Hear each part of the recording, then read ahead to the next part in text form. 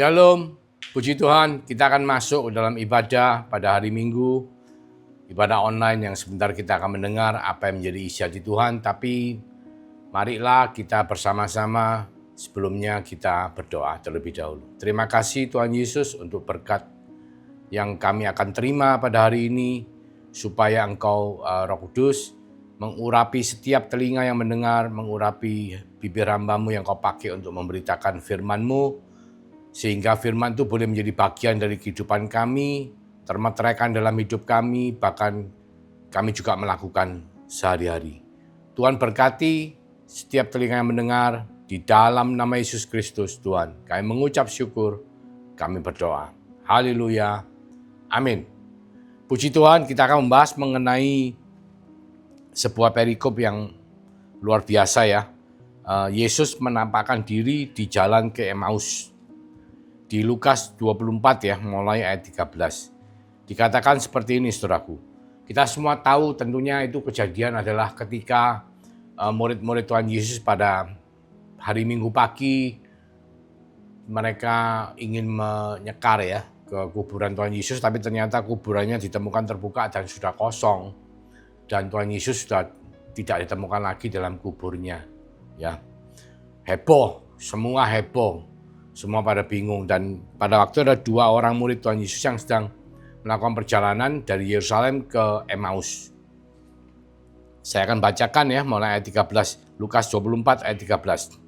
Pada hari itu juga dua orang dari murid-murid Yesus pergi ke sebuah kampung bernama Emmaus yang terletak kira-kira 7 mil jauhnya dari Yerusalem. 7 mil itu kurang lebih sekitar kali 1,6 ya, kilo per mil itu mungkin sekitar 11,2 kilo. 11,2 kilometer itu kalau kita jalan tuh kurang lebih normal 5 kilometer per jam ya, 6 kilometer per jam mungkin sekitar ya 2 jam lah, 2 jam kurang lebih plus minus. Bisa lebih ya, 2 jam lebih sedikit. Dikatakan dan mereka bercakap-cakap tentang segala sesuatu yang telah terjadi. Kita semuanya tentu tahu bahwa heboh ya. Dalam jangka waktu 3 hari setelah Yesus disalib itu ternyata kuburnya ditemukan kosong pada pagi hari ya. Ketika mereka sedang bercakap-cakap dan bertukar pikiran, datanglah Yesus sendiri mendekati mereka lalu berjalan bersama-sama dengan mereka. Jadi dua murid ini sedang berjalan dan bercakap-cakap, dan Tuhan Yesus tahu-tahu menghampiri ya, dan mereka berjalan terus sekitar kurang lebih 2 jam sampai kepada Emmaus ya.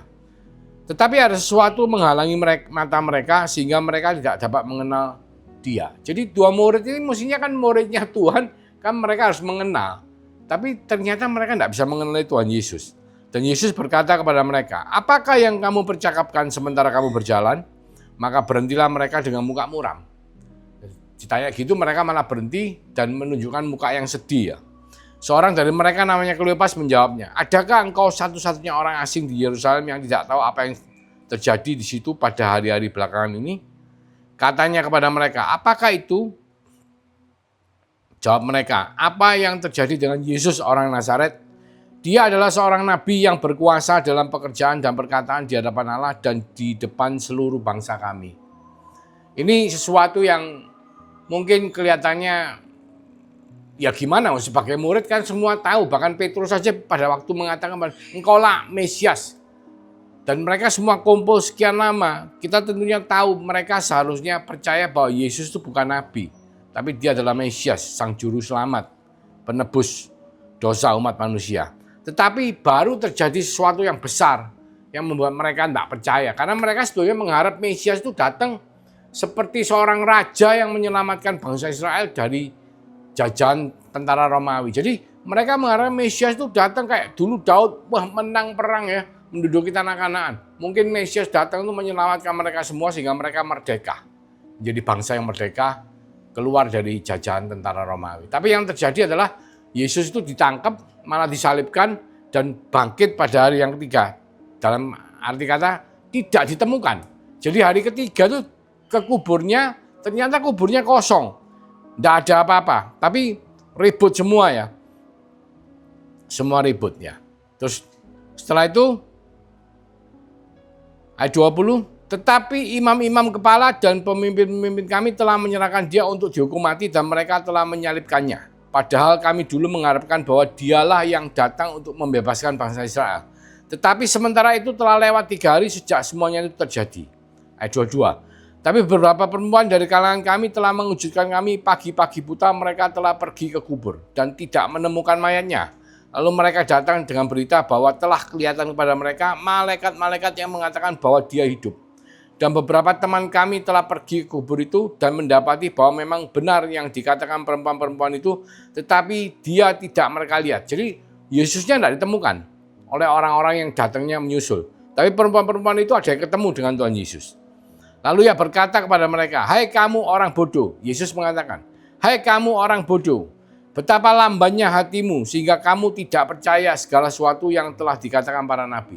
Jadi bodoh di sini katanya arti katanya dalam bahasa aslinya bukan mengatakan bodoh, tapi kamu kok gitu loh. Istilahnya kamu gitu aja kok enggak ngerti. Bukan ngilokno bodoh, enggak, bukan memaki bodoh, tapi masa begitu saja kamu enggak mengerti. Kamu kok lamban ya. Sehingga kamu enggak percaya sesuatu yang telah dikatakan para nabi. Nah, Tuhan Yesus mengatakan semuanya telah dikatakan oleh para nabi. Karena apa? Kita semua tahu bahwa kalau kita belajar Alkitab ya, kita melihat mulai dari kitab Kejadian pun sudah dikatakan bahwa akan datang seorang Mesias. Pada waktu Tuhan Yesus mengusir Adam keluar dari Taman Eden, Tuhan memakaikan pakaian dari kulit binatang. Itu sudah mengilustrasikan, menggambarkan bahwa nantinya akan ada penumpahan darah, akan ada korban untuk bisa menyelamatkan. Ya, orang kehilangan jubah kemuliaan Tuhan, dikasih jubah itu ada yang disembelih. Itu satu. Kedua, Kejadian 3:15 dikatakan, kalau kita lihat di Kejadian 3:15, firman Tuhan mengatakan, "Aku akan mengadakan permusuhan antara engkau dan perempuan ini." Jadi antara si ular dengan perempuan itu, dan antara keturunanmu dan keturunannya. Keturunannya akan meremukkan kepalamu dan engkau akan meremukkan tumitnya. Keturunan perempuan itu akan meremukkan kepalanya si jahat. Tapi si jahat akan meremukkan tumitnya. Artinya apa? Jadi bukan keturunan lagi ya, di mana-mana semua orang kalau ngomong keturunan lagi. Ternyata kita memang tahu bahwa Yesus lahir dari rahimnya Maria, tetapi oleh karena Roh Kudus, bukan oleh karena Yusuf, papanya. Itu semua tahu dan kita tahu. Itu menggenapi nubuat yang telah terjadi. Dan sebelum si jahat atau si iblis dikalahkan, ya karena ketika Yesus Kristus mati di atas kayu salib dan bangkit pada hari ketiga, dia telah menang atas maut. Sengat maut telah dihancurkan. Tetapi sebelum itu dia diremukkan tumitnya. Jadi Tuhan disiksa sampai dicambuk, disuruh ngangkat salib, sampai dipaku kaki tangannya dan disalibkan di atas kayu salib. Itu menggenapi semua nubuatannya. Ya itu baru kitab Kejadian. Belum lagi kita bicara nanti ada kejadian yang berikutnya lagi ya. Dikatakan bahwa ada di Mazmur ya. Kita lihat di Mazmur 22. Mulai ayat 1 kita baca seluruh kitab Mazmur 22 itu menceritakan bagaimana Yesus disiksa. Bagaimana dia itu sampai demikian rupa hancurnya dan ditinggalkan dan memang benar-benar menderita. Itu semua sudah ada ditulis. Mazmur, bahkan kita kalau melihat di Mazmur 72 ayat 10-11 dikatakan, "Kiranya raja-raja dari Tarsis dan pulau-pulau membawa persembahan-persembahan. Kiranya raja-raja dari Sheba dan Sheba menyampaikan upeti. Kiranya semua raja sujud menyembah kepadanya dan segala bangsa menjadi hambanya." Ini sesuatu yang menggambarkan bahwa Yesus ini akan menjadi raja. Dan di Mika 5 ayat 2 dikatakan, "Tapi engkau, hai Bethlehem Efrata, hai yang terkecil di antara kaum-kaum Yehuda, daripadamu akan bangkit padaku seorang yang akan memerintah Israel yang permulanya sudah sejak purbakala, sejak dahulu kala." Dari Yehuda, suku Yehuda. Yesus adalah dari suku Yehuda. Berkatakan yang dari memerintah Israel yang permulanya sudah sejak purbakala, sejak dahulu kala. Dari awal penciptaan surga dan bumi Yesus hadir. Ya, terus dikatakan di Sakaria 9:9, "Bersorak-soraklah dengan nyaring, hai putri Sion.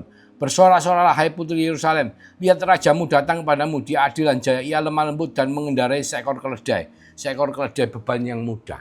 Kita ingat waktu Yesus masuk ke kota Yerusalem, dia mengendarai keledai dan semua orang berteriak, "Hosana, Hosana, Raja Damai." Ya, dan semua mbak daun palem ya, menyambut kedatangannya daripada raja. Ini sudah dinubuatkan semua di Perjanjian Lama dan digenapi oleh Tuhan Yesus. Di Yesaya, kitab Yesaya kita lihat, kalau kita membaca Yesaya 53 ayat 3-7 itu lengkap sekali. Itu satu gambaran dari proses penyaliban Tuhan Yesus yang secara lengkap. Kalau saya bacakan mungkin lama sekali, saudara bisa baca ya. Yesaya 53 ayat 3-7 itu menggambarkan bagaimana proses Yesus di atas kayu salib, bahkan sampai jubahnya pun diundi. Itu semua ditulis di situ. Itu semua sudah ada, sudah dinubuatkan dari perjanjian lama. Yesaya 9 ayat 6 dikatakan, sebab seorang anak telah lahir untuk kita, seorang putra telah diberikan untuk kita. Lambang pemerintahan ada di atas bahunya dan namanya disebutkan orang penasihat ajaib, Allah yang perkasa, Bapa yang kekal, Raja damai. Ya. Yesaya 7 ayat 14 dikatakan, sebab itu Tuhan sendirilah yang akan memberikan kepadamu suatu pertanda, sesungguhnya seorang perempuan muda mengandung dan akan melahirkan seorang anak laki-laki dan dia akan dinamakan dia Immanuel. Ya, kita semua kalau lihat betapa banyaknya perjanjian lama kitab yang menubuatkan mengenai Tuhan Yesus. Bukan secara eksplisit tapi menubuatkan, dan itu semua digenapi dengan kelahiran Tuhan Yesus, pelayanan dia sampai dia mati di atas kayu salib, bahkan sampai kebangkitannya. Ya, di Yeremia 23 ayat 5-6 dikatakan, sungguhnya waktunya akan datang, demikianlah firman Tuhan, bahwa aku akan menumbuhkan tunas adil bagi Daud. Ya, keturunan Daud. Ia akan memerintah sebagai raja yang bijaksana dan akan melakukan keadilan dan kebenaran di negeri. Dalam zamannya Yehuda akan dibebaskan dan Israel akan hidup dengan tentram, dan inilah namanya yang diberikan orang kepadanya, Tuhan keadilan kita. Ya. Di kitab Imamat kita semua tahu bahwa ada korban yang harus dilakukan untuk penebusan dosa. Dan itu digenapi oleh Tuhan Yesus. Bahkan pada waktu Tuhan Yesus mengajar kepada murid-muridnya, kitab Injil, Injil Matius, Injil Markus, dan Injil Lukas, semua menceritakan bahwa Yesus mengatakan, anak manusia nanti akan mati dan akan menderita, mati, dan bangkit pada hari yang ketiga. Itu tiga Injil itu menuliskan semua mengenai itu. Bahkan dituliskan juga, robohkan bait Allah, aku akan membangunnya kembali dalam 3 hari. Nah, ini konsep yang sangat menarik, saudaraku, bahwa kita harus mengerti kenapa Tuhan sampai mengatakan itu di tiap Injil. Bahwa bait Allah dirobohkan, dia akan membangun kembali dalam waktu 3 hari. Padahal kita semua tahu membangun bait Allah itu bisa puluhan tahun. Yang terjadi adalah dia bisa membangunnya dalam 3 hari. Nah, kita lihat. Yang terjadi adalah ketika Yesus Kristus menyerahkan nyawanya di atas kayu salib, pada saat dia meninggal, pada waktu itu tirai bait Allah yang memisahkan ruang kudus dan ruang maha kudus. Karena ruang kudus dan ruang maha kudus itu dipisahkan oleh sebuah tirai, dan tirainya itu tebal tirai. Kalau kita ngomong kain itu tebalnya segini, ini 1 mili aja enggak sampai, itu 10 cm. Tebalnya kain itu 10 cm. Ya, saudara tahu betapa beratnya kain setebal itu. Tetapi kain itu, tirai itu bisa terbelah dari atas ke bawah, bukan dari bawah ke atas. Kalau kita sobek secara manusia itu dari bawah ke atas. Kalau dari atas ke bawah itu hanya kuasa Tuhan yang bisa melakukan. Sobek, terbuka. Dan akhirnya apa? Yang namanya ruang maha kudus dan ruang kudus itu sudah terbuka, tidak terpisah lagi. Kalau dulu orang ingin berdoa kepada Allah di hadapan tabut perjanjian, harus seorang imam besar yang bisa masuk. Karena kalau bukan imam besar masuk pasti mati. Dan imam besar pun kalau tidak cukup kudus, dia akan mati di dalam ruang maha kudus. Tapi sekarang kematian Tuhan Yesus telah membuat ruangan itu menjadi terbuka. Jadi ketika seorang masuk ke ruang kudus itu semua terbuka. Langsung ketemu dengan tabut perjanjian. Ya, ada beberapa benda di ruang kudus itu menjadi satu semua, menjadi ruang kudus dan ruang maha kudus. Dan itu artinya apa? Bahwa bait Allah itu telah dibangun kembali dengan konsep yang baru. Dan nanti akan kita belajar secara agak lebih detail bagaimana itu penting dalam kehidupan saudara dan saya selama kita ini beriman kepada Yesus Kristus sebagai Tuhan dan Juru Selamat. Nah, kita kalau kembali kepada konteks di perjalanan di Emmaus, kita semua tahu bahwa yang terjadi adalah murid-murid ini memperbicarakan kejadian mengenai Tuhan Yesus, di mana Tuhan Yesus melakukan pelayanan dianggap sebagai nabi, melakukan banyak mujizat, membangkitkan orang mati, membuat orang lumpuh berjalan, membuat orang buta bisa melihat, mengusir setan, ya, menyembuhkan orang sakit, membangkitkan beberapa, bukan cuma satu, beberapa orang yang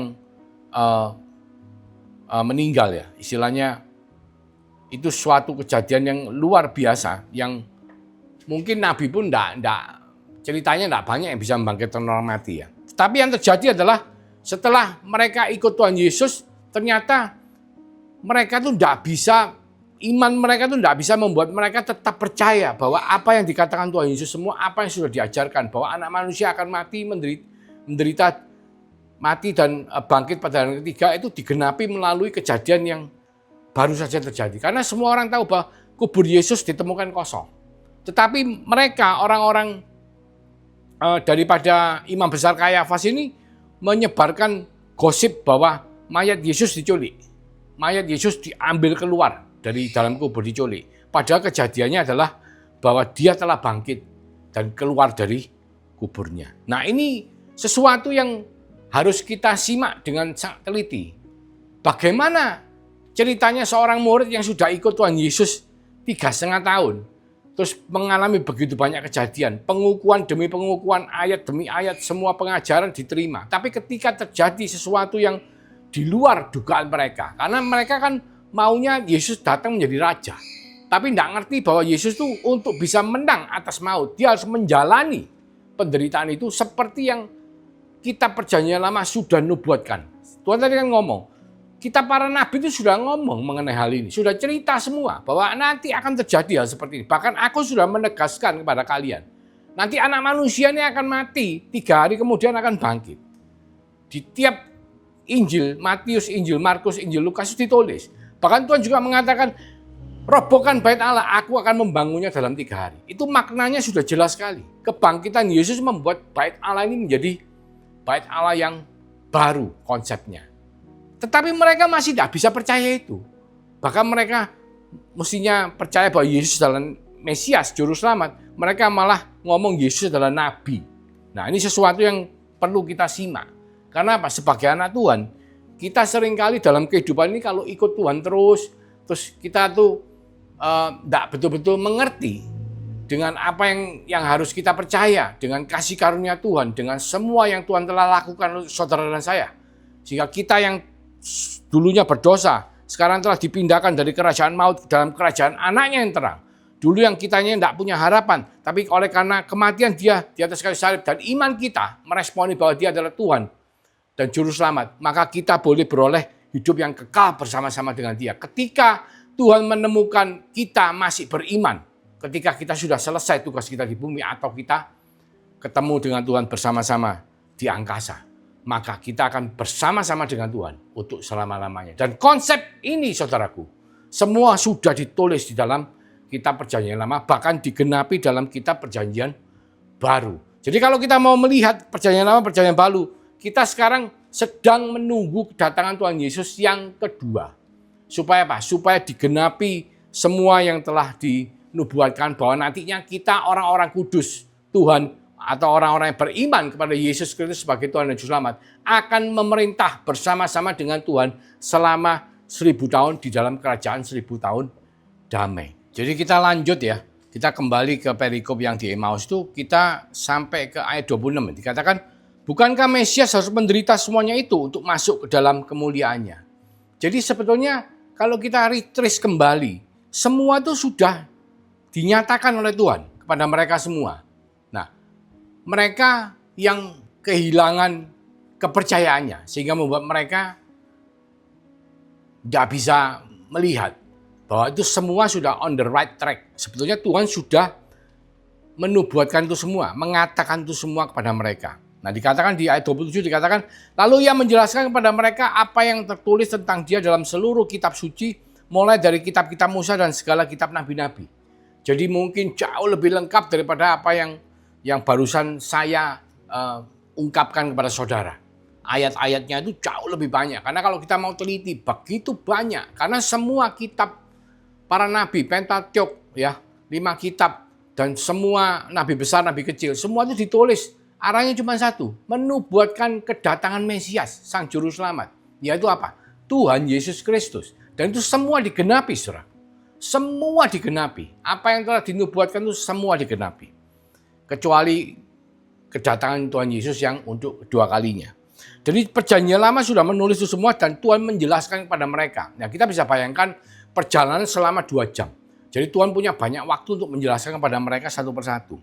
Dan di ayat 28, mereka mendekati kampung yang mereka tuju, lalu ia berbuat seolah-olah hendak meneruskan perjalanan. Jadi Tuhan Yesus itu bertindak seolah-olah mau ya wis jalan terus gitu ya. Tetapi mereka sangat mendesaknya, jadi murid-muridnya itu ngomongnya, tinggallah bersama-sama dengan kami sebab hari telah menjelang malam dan matahari hampir terbenam. Lalu masuklah ia untuk tinggal bersama-sama dengan mereka. Waktu ia duduk makan dengan mereka, ia mengambil roti, mengucap berkat ya. Kalau di ini terjemahan baru ya, Indonesia terjemahan baru, mengucap berkat. Kalau di bahasa Indonesia sehari-hari dikatakan mengucap syukur. Lalu memecah-mecahkan dan memberikannya kepada mereka. Jadi roti ini biasanya kalau Tuhan Yesus sebelum makan roti pasti mengucap syukur. Dan sebelum makan ya berdoa mengucap syukur dan rotinya dipecah-pecah dibagi-bagikan kepada mereka. Ayat 31, ketika itu terbukalah mata mereka dan mereka pun mengenal dia. Tetapi ia lenyap dari tengah-tengah mereka. Kata mereka kepada seorang kepada yang lain, bukankah hati kita berkobar-kobar ketika ia berbicara dengan kita di tengah jalan dan ketika ia menerangkan kitab suci kepada kita? Lalu bangunlah mereka dan terus kembali ke Yerusalem. Di situ mereka mendapati ke-11 murid itu, mereka sedang berkumpul bersama-sama dengan teman-teman mereka. Kata mereka, sesungguhnya Tuhan telah bangkit dan telah menampakkan diri kepada Simon. Lalu kedua orang itu pun menceritakan apa yang terjadi di tengah jalan dan bagaimana mereka mengenal dia pada waktu ia memecah-mecahkan roti. Jadi murid-murid Tuhan Yesus bisa menyadari bahwa itu Yesus ketika dia sedang memecah-mecahkan roti. Ini ada maknanya, saudara. Dan ini berkaitan dengan bait Allah yang baru. Tadi katakan, Tuhan Yesus ngomong di kitab Injil, ya, mengatakan bahwa robohkan bait Allah dalam 3 hari akan membangunnya. Jadi ketika Yesus mati di atas kayu salib, tirai bait Allah terbelah jadi 2, dari atas ke bawah. Ruang kudus dan ruang maha kudus menjadi 1 bagian.